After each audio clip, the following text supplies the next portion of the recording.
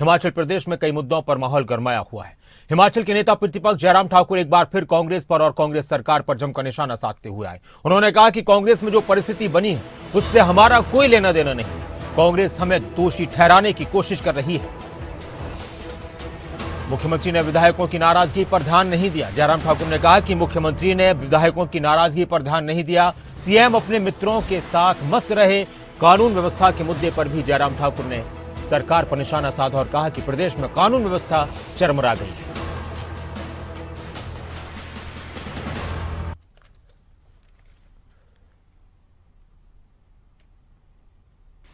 आज मैं देख रहा था और पिछले कुछ और दिनों से भी मैं इस बात को देख रहा हूं कि मुख्यमंत्री जी बहुत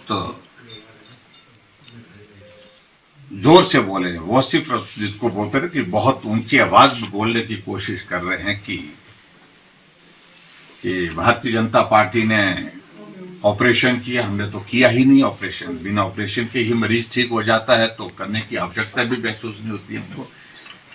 और हमें पूरा भरोसा है कि बिना ऑपरेशन के ही हमारा मरीज ठीक हो जाएगा। मेरा कहने का अभिप्राय यह है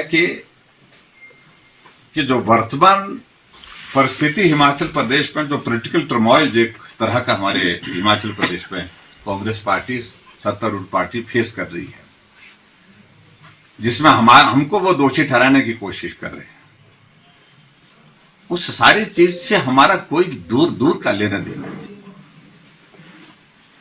सीधी सी बात है, कांग्रेस के विधायक नाराज चल रहे थे और नाराजगी उनकी बहुत व्यवहारिक थी। बहुत तर्क के साथ उनने अपनी बात को कहा। विधानसभा के अंदर भी उनने बात कही, विधानसभा के बाहर भी उनने बात कही। एक बार नहीं, अनेक बार बात कही।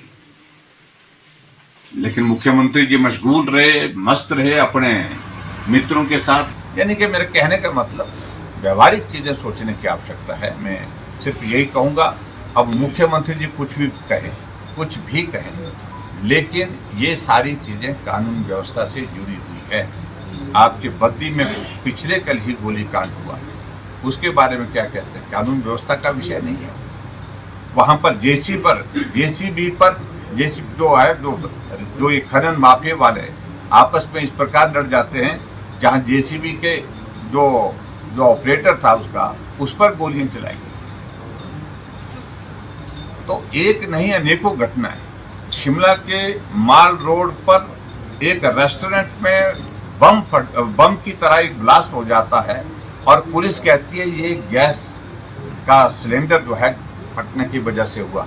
सिलेंडर आज तक नहीं मिला, फटा हुआ।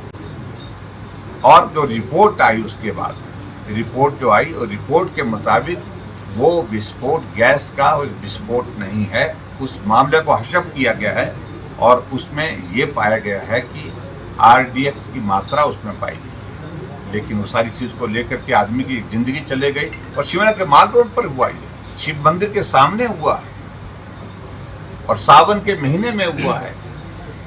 तो ऐसी चीज़ों को लेकर के बहुत सारे उदाहरण हमारे पास हैं। लेकिन मुख्यमंत्री जी जिम्मेवारियों से अपने आप को मुक्त करना चाहते हैं, लेकिन मुक्ति नहीं हो सकती।